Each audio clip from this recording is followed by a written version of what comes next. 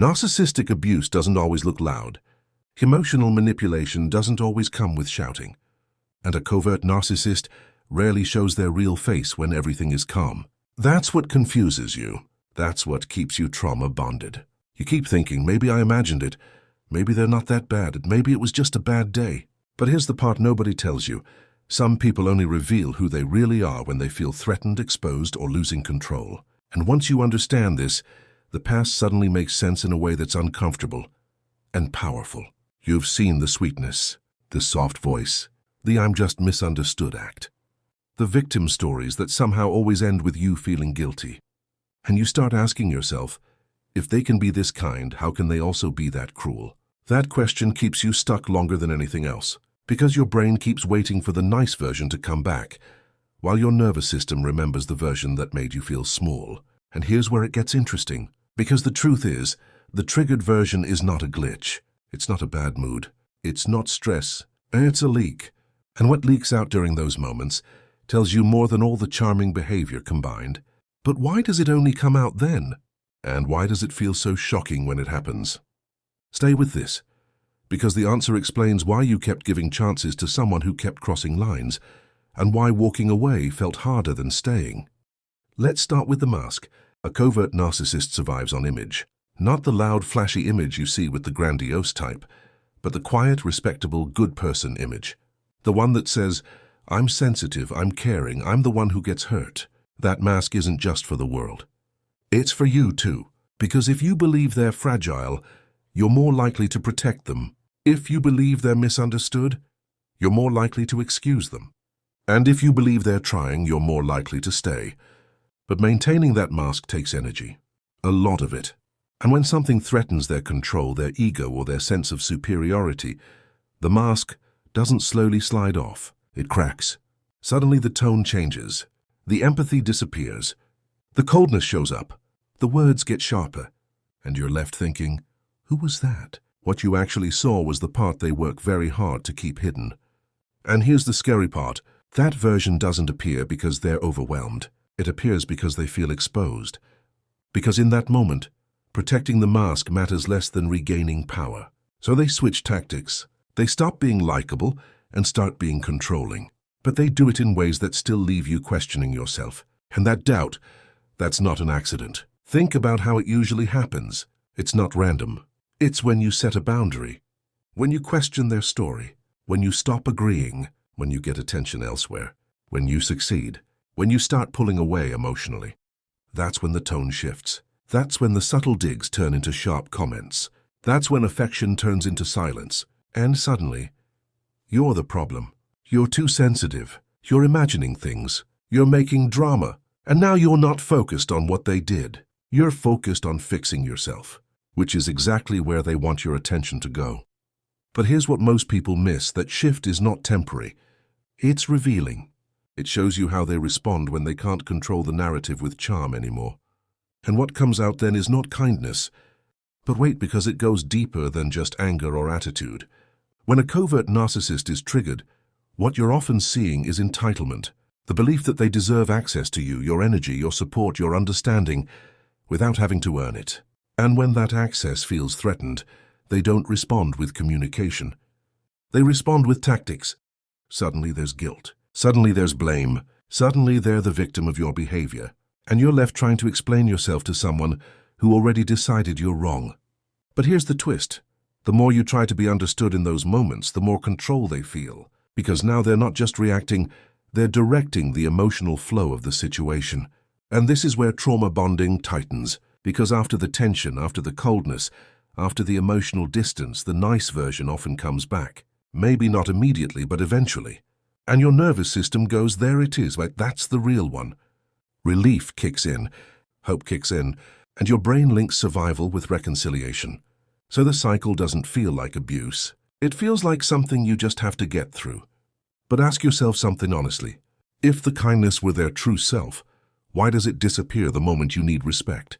Why does it vanish when you assert your needs? Why does it only stay when you're agreeable, patient, forgiving, and quiet? That's not emotional safety. That's conditional peace. And conditional peace is not peace at all. Now let's talk about why these triggered moments feel so intense. It's because they hit you in your identity. It's not just what they say, it's how they say it. The sarcasm, the eye rolls, the sudden emotional withdrawal, the way they act like you're ridiculous for even bringing something up. Over time, that teaches your brain that speaking up equals danger. So you start staying silent. You start shrinking. You start adjusting yourself to avoid setting them off. And that's when you're no longer in a relationship. You're in a management role, managing moods, managing reactions, managing your own emotions so theirs don't explode. And you don't even realize how tired you are until you imagine life without having to constantly calculate your words. But here's where the real clarity begins. The triggered behavior is not separate from the calm behavior. It's part of the same system. One maintains attachment, the other enforces control. And once you see that both are serving the same goal, you stop asking which version is real and start realizing they both are. And that realization is heavy, because it means the love wasn't fake, but it was also not free. It came with invisible rules. And the moment you unknowingly broke one, the consequences showed up. Not always loud, sometimes quiet, sometimes passive, sometimes disguised as disappointment or distance, but always designed to pull you back into line. Now here's the part that really messes with people.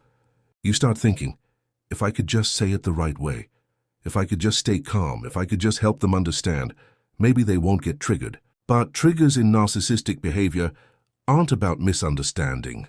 They're about control slipping, and no amount of perfect communication fixes someone who sees your independence as a threat. And that's why those moments feel so personal, because they are. They're not about the topic. They're about power. And once you accept that, something shifts. You stop trying to earn basic respect. You stop explaining your feelings to someone who only listens when it benefits them. And you start paying attention to patterns instead of apologies. And patterns don't lie. Patterns tell you who someone is when the pressure is on, when they don't get their way, when they feel insecure, when they feel challenged. And if that pattern includes emotional punishment, silent treatment, guilt, blame, or sudden cruelty, then what you're seeing isn't stress, it's strategy. But here's another layer most people don't talk about. Sometimes the triggered version feels so different that you convince yourself it's not them, that it's something temporary, that they were tired, stressed, dealing with something. And sure, everyone has bad days, but bad days don't erase empathy. Bad days don't turn someone into a different person. Bad days don't create consistent cycles of fear, confusion, and self-doubt in the person they claim to care about. And that's the part that slowly wakes people up. When you realize your anxiety isn't random, your overthinking isn't random, your constant need to explain yourself isn't random. It's your body responding to emotional unpredictability. It's your nervous system learning that love here comes with risk. Now let's talk about the hardest truth. Many covert narcissists are very aware of how they appear. They know when they're being watched. They know when they need to perform kindness. They know when to be supportive, understanding, patient, which means the moments where they drop that act are not accidents. They are moments where self-control matters less than dominance. And that's why the triggered version feels so honest. It's raw. It's unfiltered. It's not trying to impress. It's trying to win. And once you see that, you stop romanticizing the calm moments and start questioning what they were protecting. But here's the question that changes everything. If someone only treats you well when they feel secure, but treats you badly when they feel threatened, what does that say about the foundation of that relationship? Because real connection doesn't collapse the moment tension appears. It doesn't turn into emotional warfare. It doesn't require you to sacrifice your voice to keep the peace. And this is where the transformation begins, not when they change, but when you stop minimizing what you experienced, when you stop labeling emotional manipulation as misunderstandings, when you stop calling survival strategies love, and when you finally admit that the moments you kept excusing were actually the moments telling you the truth. Now here's something that might surprise you. Many people don't leave because they don't see the red flags. They leave when they finally trust what the red flags made them feel, when they stop needing proof and start honoring their emotional reality, when they realize that clarity doesn't always come as a dramatic ending, sometimes it comes as quiet exhaustion. And if you're listening to this and thinking, this feels familiar, that's not coincidence. That's recognition. And recognition is the first step out of confusion. Because once you understand that the triggered version isn't a rare exception but part of a pattern, You stop chasing the fantasy and start protecting your future.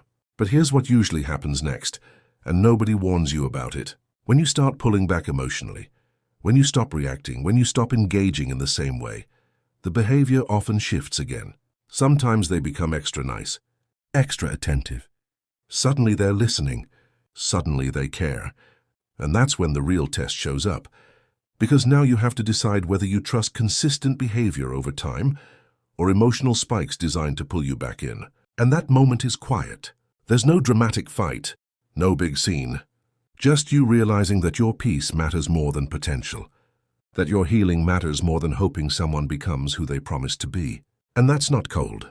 That's clarity. If this hit close to home, it's because your mind is catching up to what your body already knew. You're not crazy. You weren't overreacting. And you didn't imagine those moments that made you feel unsafe, small, or confused. You deserve connection that doesn't punish you for being human.